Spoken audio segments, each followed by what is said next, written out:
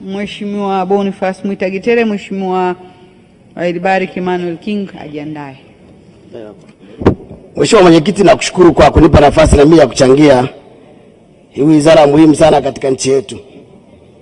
Mheshimiwa Mwenyekiti, la kwanza nimshukuru na nimpongeze Waziri wa Mambo ya Ndani ndugu yetu Bashungwa, anaitwa ni klaka wa mama, anapewa kila eneo lenye matatizo anapeleka na maliza. Ni mtu mahiri sana, lakini mmoja wapo waziri wa staarabu sana katika nchi yetu. Na kupongeza kwa kazi nzuri.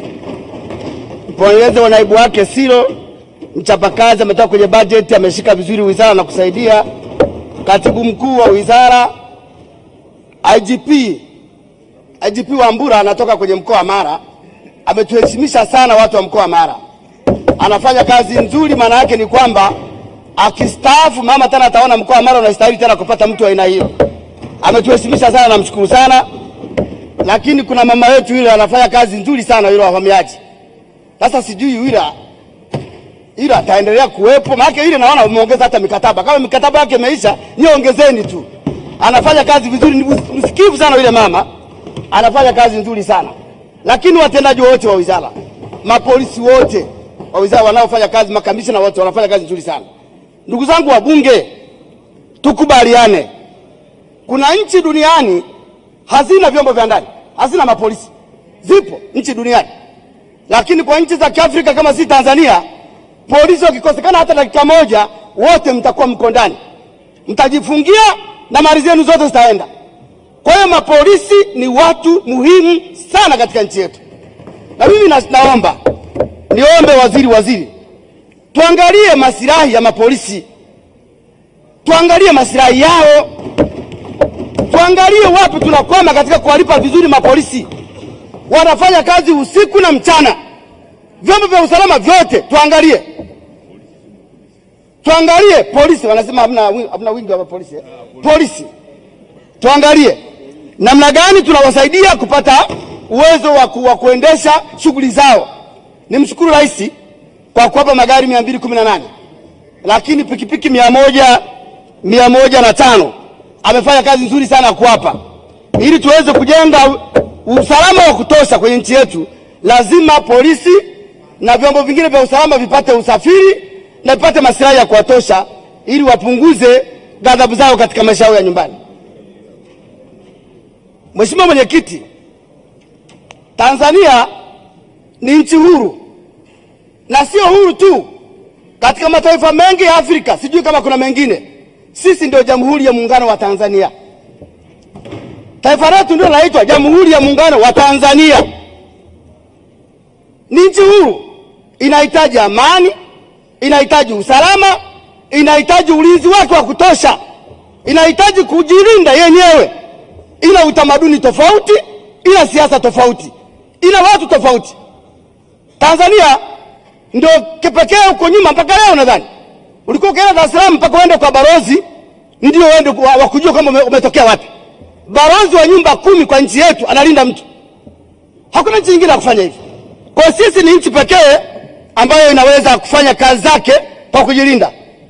Tulikuwa tunaongea hapa na wenzangu, tumeona chombo muhimu sana duniani, CNN, kutoka Marekani. Kinasema Rais Samia hapingi wanaharakati. Anapinga kuingiliwa na wanaharakati. Hapingi wanaharakati. Amesema anapinga upotoshaji na kuingiliwa kwa wanaharakati. Kwa hiyo lazima kila nchi iwe na uwezo wake. Kwa sababu gani? Sisi tuna wanaharakati wa ndani, wafanye wanaharakati wao. Lakini sio tupokee wanaharakati kutoka maeneo mengine waje kuingia kwenye nchi yetu. Hapana. Hiyo Bashungwa na IGP Wambura kazi hiyo muifanye iende vizuri. Mheshimiwa Mwenyekiti, nilikuwa naangalia hapa ripoti mbalimbali. Nimeangalia ripoti ya Global Peace Index ya 2024. Ile ripoti ya amani inasema dunia ya leo imepata misukosuko ya migogoro na ghasia. Na watu wengi wanakufa kwa ajili ya migogoro na hizo ghasia. Duniani, ripoti inasema dunia jipange kujilinda usalama wake katika nchi yake. Ijilinde usalama. Kwa hiyo ripoti imesema wazi 2024 Sasa ni nini kinafanyika? Rais wetu wa Jamhuri ya Muungano wa Tanzania lazima alinde usalama wa nchi yetu. Na pengine wanasikia maneno tu wasema rais mpore, rais mpore. Hakuna rais aliyewahi kutokea kwa mpore, haipo.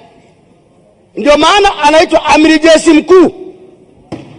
Amiri jeshi mkuu maana yake ni kwamba jeshi halifuati sheria, linafuata amri. Sasa huwezi kuwa amiri jeshi mkuu alafu kama mpore, haiwezekani. Kwa hiyo kwa vyovyote vile rais ni system, Mama Samia ni jina la mtu.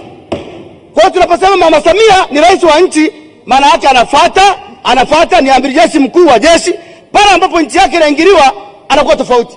Na niwaambie wabunge, sio kama mnamtazama mama, siku zote ukimwona mama inaonekana usalama wa nchi unayumba, utamwona machoni.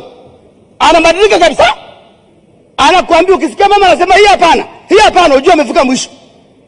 Kwa hiyo rais analinda usalama wa nchi yetu. Lakini nimeona ripoti ya nchi, nimeona ripoti ripoti hii ya index ya Global Peace Index imeonyesha kwamba kuna nchi 10 zaidi Afrika zenye amani zaidi. Nchi 10 ametaja. Nchi ya kwanza ametaja Mauritius, imekuja Madagascar, imekuja Botswana, imekuja Ghana, imekuja Zambia, imekuja Namibia, imekuja Tanzania, imekuja Sierra Leone, imekuja Liberia, imekuja Angola. Haya, mama anaposema, rais wetu anaposema nchi yetu ni nchi pekee ya kimbilio la Afrika Mashariki, unakataa nini? Wewe unakataa nini? Ripoti imesema katika nchi zilizotajwa hapa, nchi za Afrika Mashariki ni Tanzania pekee yake, na ni ya 7. Kwa hiyo sisi tulikuwa kwanza tunaenda hivi, tuenda mwishoni tutakwenda kuanguka kama tutalinda nchi yetu. Kwa niwaombe kwamba katika nchi yetu lazima tulinde amani yetu. Tumekuwa uhuru wetu tulipata tofauti. Ni moja nchi zilipata uhuru wake, uhuru tuliopata ulikuwa ni uhuru wa amani. Hatukutoa damu, tulipata uhuru wa damu. Mimi nimetazama vikripu nyingi sana. Niwashukuru sana wale viongozi wa Kenya na wananchi wa Kenya waliopinga hatua za wale watu wanataka kuja kutuingilia hapa. Wamepinga sana. Nimeona wananchi wanapinga, nimeona viongozi wanapinga. Tunawashukuru sana. Lakini tunawalani wale wanaoandika rais vibaya, wale wanatukana rais wetu. Tunawalani sana. Lakini Kenya ni nchi yetu. Sisi tuko pamoja, tunapendana, tunafanya biashara, tuishi pamoja. Na niwaombe marais wasiingilie hivyo vitu vya watu wahuni hawa, wanakuja tuvuruga na wenyewe tukaingia kwenye uhuni hapa. Wakubaliane kwamba wale wote ambao wanatenda nje ya sheria wakamatwe katika nchi zao. Kwa sababu siasa za Kenya sio siasa za Tanzania. Kwa hiyo niombe, niwashukuru sana wale watu wa Kenya wanaokataa mambo hayo, wanaopinga uhalimu waliofanya wanaharakati waliokuepo, ili tuendelee na nchi yetu. Mheshimiwa Mwenyekiti, nimezungumza hayo kwa sababu nchi yetu inahitaji amani. Tunahitaji amani sana sana sana sana. Hakuna mtu anaweza kupinga, hakuna mtu anaweza kusema kwamba tunaweza kuendelea. Wameonyesha kwanza shirika la fedha duniani limeonyesha mpaka sasa nchi yetu pato la taifa ni bilioni 85.6. Limeonyesha, linasema kwamba kama Tanzania itaenda na amani yake hivyo hapo ilivyo, ikifika 2028 nchi yetu itakuwa na pato la kitaifa ambalo litakuwepo bilioni 136. Sasa kama hatuwezi kulinda mikakati yetu ya kimaendeleo, hatuwezi kulinda miradi ambayo tunayo ya mikakati, hatuwezi kufikia hilo pato. Kwa hiyo tunaomba amani yetu iendelee kulindwa. Viongozi wetu wa polisi, viongozi wetu wa kijeshi na watu wote kwa Tanzania tuendelee kulinda amani ya nchi yetu. Lakini pia niombe serikali ya CCM, huko tunakokwenda tuanze kufanya vetting. Tuanze kufanya vetting ya watu wanaoingia madarakani. Hata sisi wabunge tufanywe vetting. Hii habari ya kuandaa watu na kuwapa madaraka alafu katikati hapa anaanza kutukana serikali, hapana, tufanye vetting. Wazalendo wa nchi hii waendelee kupewa vyeo. Wale wahuni wakae pembeni. Nakushukuru sana, naunga mkono wote. Asante sana Mheshimiwa Boniface Mwita Getere. Nimtaja Mheshimiwa Elbarik Emmanuel King.